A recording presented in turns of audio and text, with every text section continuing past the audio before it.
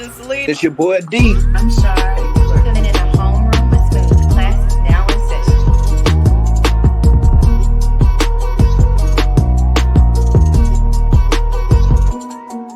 All right, look, y'all. This is Homeroom with Smooth. I'm gonna try and make this one quick. And this is a bit more of a heavy topic. So in Santa Ana recently, so this is recently as of like yesterday. All right. There's two kids playing white male, black female, and the young white male, he takes his jump rope, whips it at the other student, and tells her to get back to work, you slave. That's what he tells the little girl in Santa Ana, California. This is where this has happened. I was supposed to have somebody on to give a firsthand account, but obviously that did not happen. But they are still listed in the thumbnail. But here we go.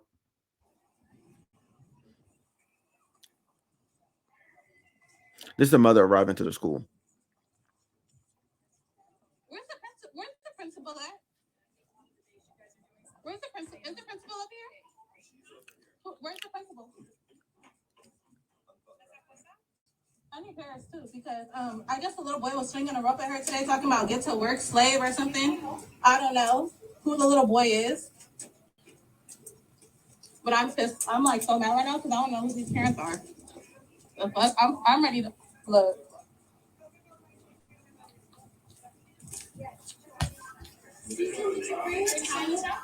Not bring a towel. Yes, it's time to go you out.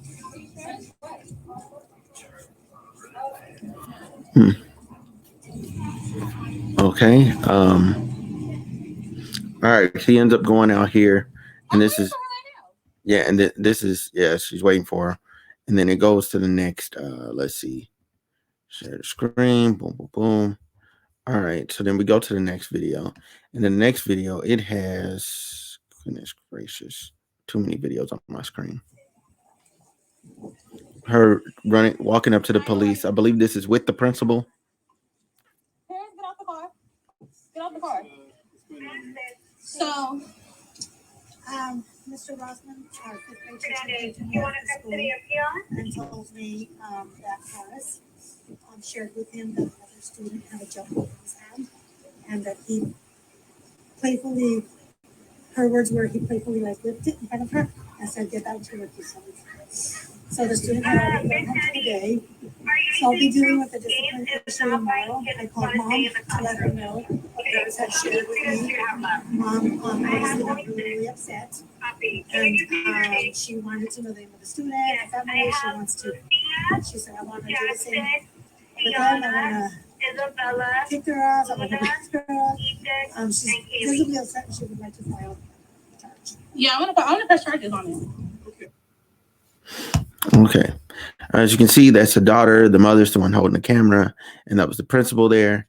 And then to further back up what happened, there's a teacher admitting what happened. All right, got an update. So here we go. So this is from Santiago Elementary School. It's located at 2212 North Baker Street in Santa Ana, California. For the incident yesterday. So this 2 days. So this was Monday. Bruh started off racist on a Monday. That's crazy. But what did he say? He said, "Get to work." He said, "Get to work." What is the discipline? Is he going to be expelled? Because in this day and age, that's a hate crime, first of all, and that's attempted assault. So he needs to be expelled. I will be dealing with this. I'm not able to share. What do you mean that you're not going to be able to share the discipline? Like, if you guys don't do anything about this, expelling, he should not even be in the school. That's racist. First, I never had to do it. Paris has been coming here since kindergarten. I never had a racist problem with her until today. And we are taking this very seriously. And we are calling school as well. Yeah, I'm going to press charges, actually. So where are they at? Okay, so this video is actually before the other video. I did not know that. All right. So there's all that information, right? It's all that information. So look, we have to do a better job of protecting black children. All right. We have to do a better job. Just across the board, unanimously. We got to do a better job. First of all, I want to say uh um definitely I'm sorry that Paris and her mother Paris, I believe her last name is Harris because her mother's last name is Jasmine Harris. Um Her mother's full name is Jasmine Harris. And that's where I got the videos from. You can follow her online if you put in Jasmine Harris or you put in hashtag justice for Paris or whatever. That's it's gonna pop up. It's gonna pop up. I'm gonna link to those in the description. They might not be immediately there, but like give me like maybe like an hour or two. They'll be there after the video goes up. I want to say like that's like I've experienced some stuff in my life, some really like racial charge stuff. And in California, even though you would assume it's like a really good state, I mean, in areas and pockets, there's just straight up racism. It just is, and it just is. So I've experienced my fair share of stuff. Uh, Even as a kid, when I went to school here, in California, I went to school in Barstow. But everybody was poor, so it's kind of like it was one of those like poor people racism, not like racism. Like, cause when you got money, racism's different. Like when they got money, you know what I'm saying? Like the racism's different. Like it actually hits like racism. The racism I experienced as a kid was kind of more so stupidity. That's what I call it. I call it more so stupidity than anything else. Uh, but with that said, um, I do want to say, uh, like I'm praying for her. I'm praying for her mother. I'm hoping they get a good and swift solution to this issue. I'll be back with updates probably later on in the week with whatever the mom ends up posting. That's the update on the situation.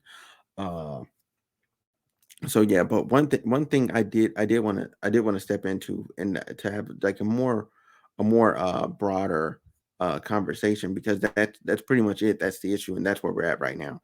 There's nothing I can do about that. And there's just not much more I can say. However, what I do want to get into is like, first of all, you know what I'm saying, like we have a lot of things that are affecting our youth right now. And that's uh the the the incarceration rate. So nationally, the youth placement rate, which is them in youth incarceration, basically they call it placement rate, is 114 per every 100,000 of youth.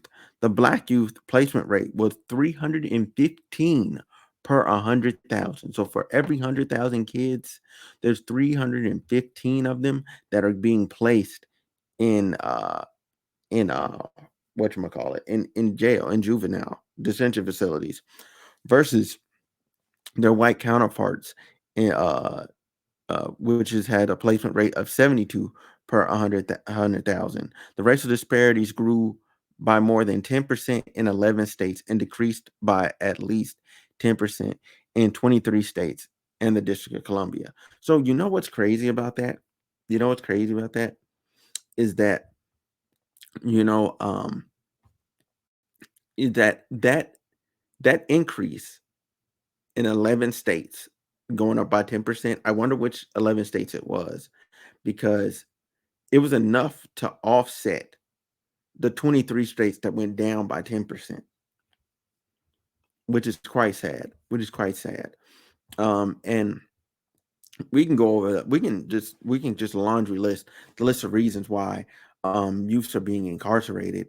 You got let me think. You got like poverty, you got lack of resources, you got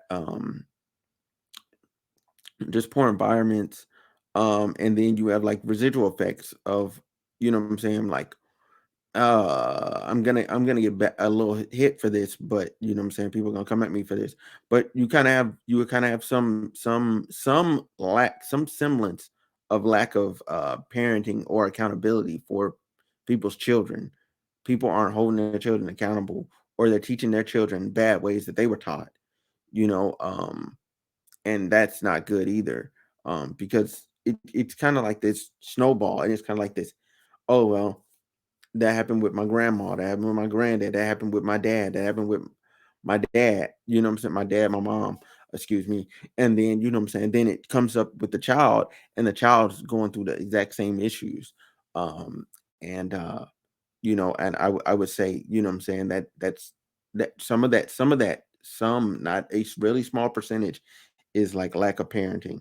The other stuff is like environmental factors and things that are outside of the parents' control, because the parents doing everything they can, but when they get to school, there are other uh basically their child is falling prey to the other like influences. You know what I'm saying? There's not enough children that know the right thing to do in a way. I don't know. That seems a bit more excusatory than taking accountability. And I'm not a big proponent of just like mad excuses. I did want to share this story before I get into some more stats. Um and this is another reason why I really say we really gotta start protecting our kids, man. So this happened in Texas. So this happened in Texas. Sheriff's Department says it's still gathering information with more charges likely against 25-year-old So Maya Hall. look, y'all can read that right there. The mother charged with capital murder after stabbing five of her children, killing three during a surprise uh child protective service visit. Like, this is heartbreaking. Capital murder for the Friday afternoon attack at a home in Italy during a visit by a That's caseworker crazy. from Child Protective Services. We're learning new information about murder suspect Shamaya Hall. The 25-year-old mother has a lengthy criminal history in Dallas County. These are mugshots from her 4 previous arrests between 2014 and 2020, charged with theft, burglary, assault, and aggravated assault with a deadly weapon. Hall remains in the Ellis County Detention Center, charged with murdering 3 of her 5 children inside this Italy home. A 6-year-old boy and 5-year-old twins, a boy and a girl. The house turned crime scene is located right across the street from. Man, those last 2 kids, they will never be the same. They will never be the same. They'll never be the same. Oh my God, they'll never be the same, because they were attacked by the one person that they thought they could trust, which was their mother. The one person they thought they could depend on was their mother. 3 of their siblings that they grew up with are gone. They're just memories.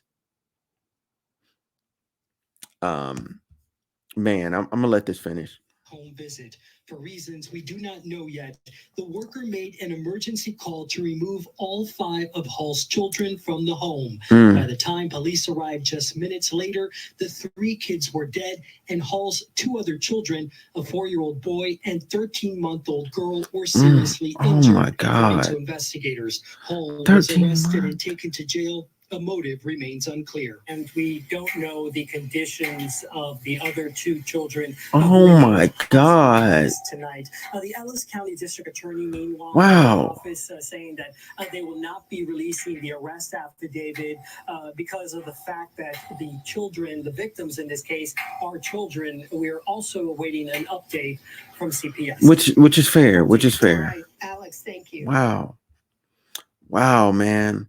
Wow. And that goes back to the piece I was talking about earlier, is us in our own community protecting our children first, us being the first line defenders. Oh my God. Wow. And I do have some other stats I want to go over real quick. You know what I'm saying? So so homicide is a leading cause of death for children in the United States. This, I'm reading CNN's article. A study. It was published in the JAMA Pediatrics. The overall rate has increased an average of 4.3 each year for nearly a decade. Black boys were killed more than any other group, and firearms were the most common weapon used in children's deaths, according to the study. Uh, between from 1999 to 2020, 38,362 U.S. children were homicide victims, the researchers found. The overall homicide rate, especially had a had an especially precipitous rise from 2019 to 2020, and with rates increasing across several demographics. In that time period alone, the number of children who were killed by homicide rose 27.7%. All right. The marked increase might be partially driven by the general trend in firearm related homicides of children, which rose 47.7% between 2019 and 2020. 40, almost a 50%. You know what I'm saying? The overall homicide rates increased the most for boys, rising 16.1% between 2018 and 2020. There was a decline in homicide among girls between 1999 and 2020, which is encouraging. Black children homicide rate increased 16.6% from 2018 to 2020.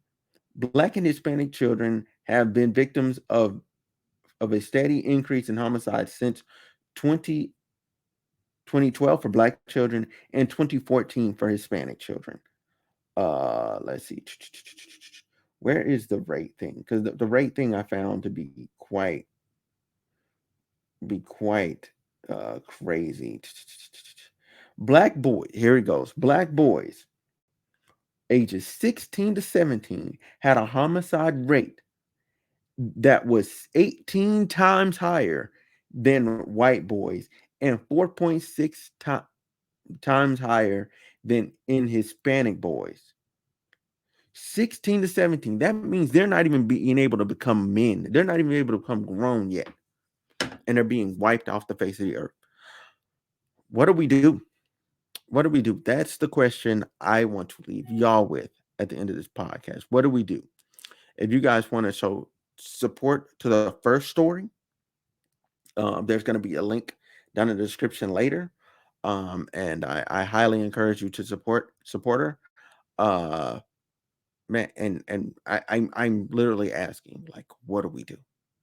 What do we really do? Because I don't know. I don't know. I don't know. I read this stuff last night. I got mad. Um, um, yeah, I got mad, and I stopped. I stopped, and I don't think, in all honesty, I don't think like, so first there was a bit of frustration with, you know what I'm saying, like, last minute cancellation, because I reached out to her.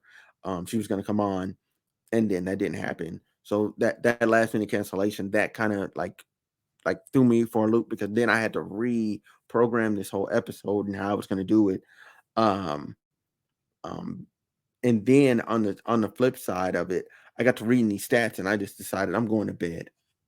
I'm going to bed. But y'all let me know what y'all think. What do y'all think we can do? And please don't be racist in the comments, man. I'm sick of y'all.